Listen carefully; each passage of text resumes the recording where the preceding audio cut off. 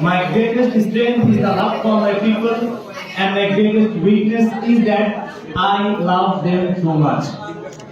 David Foster দ্বারা একটি সাক্ষাৎকারে বঙ্গবন্ধু শেখ মুজিবুর রহমান দেশের প্রতি দায়বদ্ধতা, দেশ মাতৃকার প্রতি ভালোবাসা থেকে এই কথাগুলি বলেছিলেন।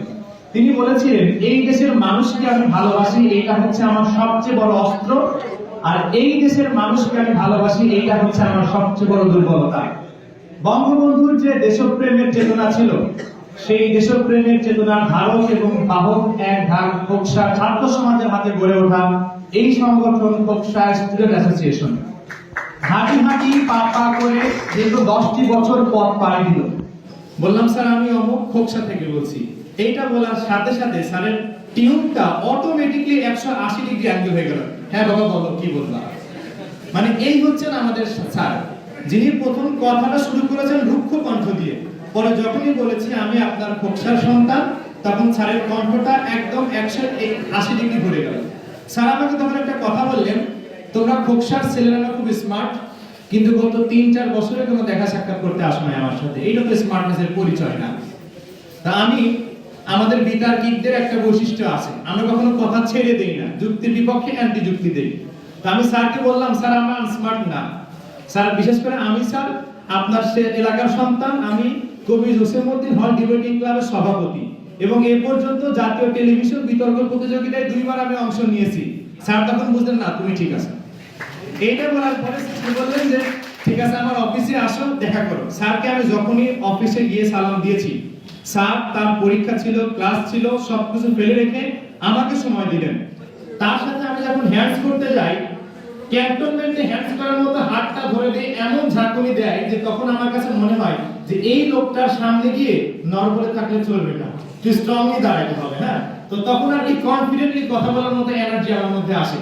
এনার্জেটিক মানুষ আমাদের মাঝে এসেছেন মোহাম্মদ আনোয়ার হোসেন আঙ্কেল, আমরা তার প্রতি বিনীত কৃতজ্ঞতা জানাচ্ছি। উপস্থিত আছেন প্রকৌশলী দিলীপ সেন দাদা। দাদার সাথে আমি যে কয়েকবার ফোনে কথা বলেছি, ডিরেক্টলি কথা বলেছি, আমার মনে হয় যে এমন বিনয়ী মানুষ এই যুগে পাওয়া দুষ্কর। তার প্রত্যেকটা কথা, প্রত্যেকটা বাক্য, ইভেন তার যে অ্যাপ্রোচ, এতটা বিনয় এই যুগে পাওয়া খুবই কষ্টসাধ্য। দাদার কাছ থেকে প্রতিটি মুহূর্তে আমরা বিনয় শিখি। দাদার প্রতি বিশেষ কৃতজ্ঞতা জ্ঞাপন করছি, আপনি আমাদের মাঝে এসেছেন, আমাদেরকে ধন্য করেছেন।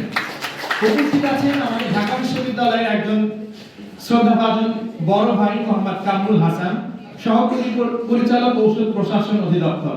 ভাইয়ের অফিসে যখন গিয়েছি ফান্ডের জন্য, ভাইয়ের অনেক ব্যস্ততা, অনেক ঔষধ ফার্মাসিউটিক্যালস থেকে আপনার লোকজন এসেছে, তাদেরকে বসিয়ে রেখে বাইরে রেখে আমাদেরকে সাইড করে দিয়েছেন, কজ আমরা খোকসার মানুষ। একটা আলাদা ভালোবাসার কারণটা আমাদের জন্য রয়েছে।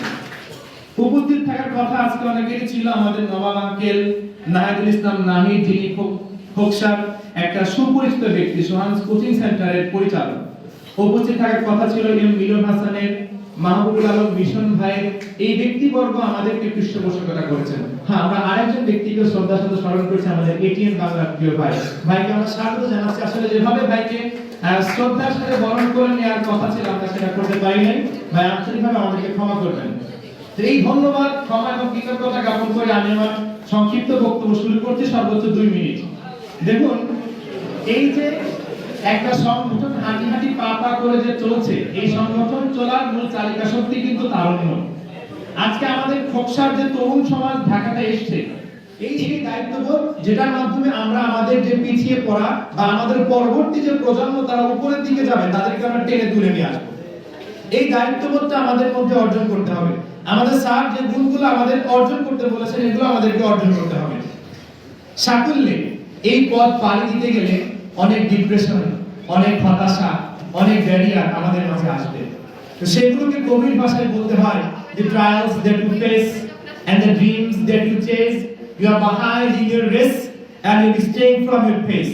Your mind is scattered all over the place and you are desperate for space. Little did you know this is your time to embrace. Don't give up, don't give in. There is always an answer to everything. তো আমি মনে করি আমাদের মাঝখানে যে সমস্যাগুলো ছিল, সেই সমস্যাগুলোর আনসার আজকে এই স্টেজে বসে আছেন। তাদেরকে দেখে আমরা শিখব, উদ্বুদ্ধ হব, অনুপ্রেরণা নেব। আধুনিক খোকসা গড়ে তোলার জন্য আমরা প্রত্যেকটা তরুণ আমরা আমাদের নিজেদের জায়গা থেকে দিকে অগ্রণী ভূমিকা পালন করব। সকলকে ধন্যবাদ জানাচ্ছি। আর আজকের এই অনুষ্ঠান আয়োজন করতে গিয়ে অনেক দিক দিয়েই আপনাদের চোখের সামনে ব্যর্থতা পরিস্ফুটিত হয়েছে। তো সভাপতি হিসেবে এই সংগঠনের ব্যর্থতার সকল দায়ভার আমি আমার কাঁধে তুলে নিচ্ছি। আর যদি এই সংগঠন আমাদের মাঝে পজিটিভ কোনো ভাইব ক্রিয়েট করতে পারে, তাহলে তার সকল কৃতিত্ব আমি আমার সংগঠনের সকল মেম্বার, সকল সাবেক আমন্ত্রিত অতিথি এবং সকলকে দিচ্ছি। সবাই ভালো থাকবেন, সুস্থ থাকবেন, সুন্দর থাকবেন। আসসালামু আলাইকুম।